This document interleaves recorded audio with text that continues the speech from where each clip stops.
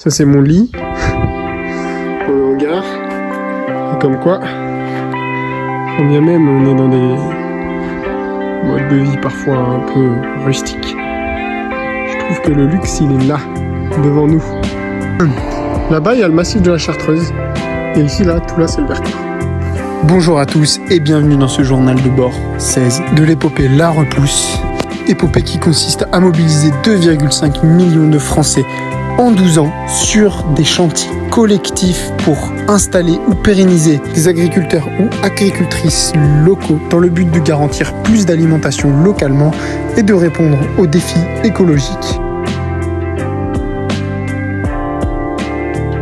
Cette semaine, on part sur une rétrospective de ce mois de juillet en images, ponctuée de quelques apprentissages au visionnage.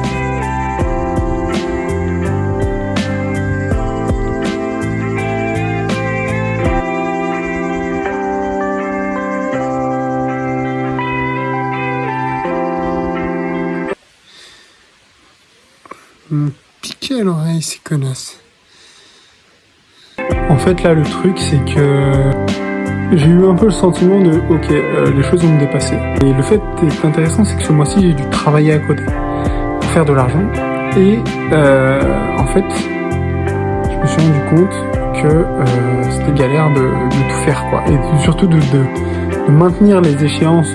Du coup, là, aujourd'hui, je me suis un peu posé et je me suis dit, en fait, pour anticiper l'année qui vient, parce que l'année qui vient, je vais devoir travailler aussi et je reprends une formation, je me suis dit quel cadre je me mets, quoi. Quel cadre horaire je me mets. Et donc, j'ai décidé de ne m'accorder que 10 heures par semaine à la repousse. Voir comment, en 10 heures, on peut optimiser un maximum ce temps pour avoir le plus d'impact possible. Par contre, on lâche rien sur les objectifs. Toujours un chantier par mois, toujours les mêmes objectifs de mobilisation. Et on vous tient au jus très très vite sur tout ça. Avec quoi est-ce qu'on se nourrit avec la repousse? Je vais vous le montrer tout de suite. 1. Des beaux paysages.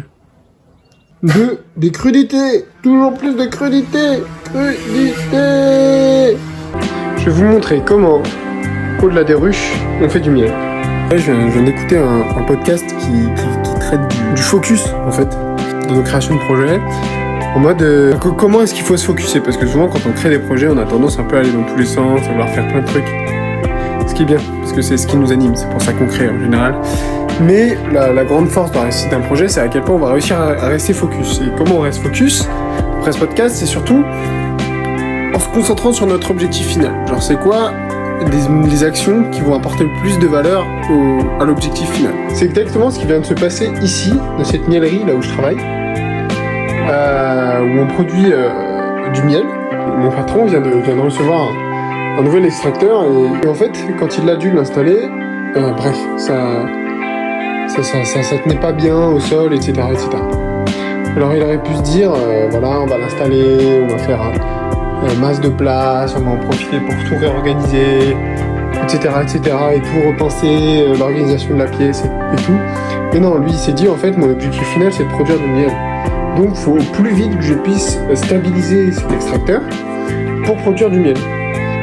Et donc, direct dans la matinée, il a ouvert le parquet, là il va aller chercher de quoi faire des plots en béton, et demain il y aura déjà des plots en béton, son extracteur pourra tenir, alors qu'il l'a reçu hier, quoi. Et donc ça me fait pas mal réfléchir à justement à quel point on focus avec la repousse. Et les deux valeurs moi qui sont clés, c'est qu'il y ait des bénévoles sur le chantier et qu'on rentre des deux. Donc voilà, ça va être sur ça que toutes les énergies vont être concentrées maintenant. Et voilà, merci pour ce visionnage. Suivez-moi sur les réseaux YouTube, Facebook, Instagram. Et suivez La Repousse sur sa page Facebook et en vous abonnant à la newsletter. À très bientôt, les mains dans la terre.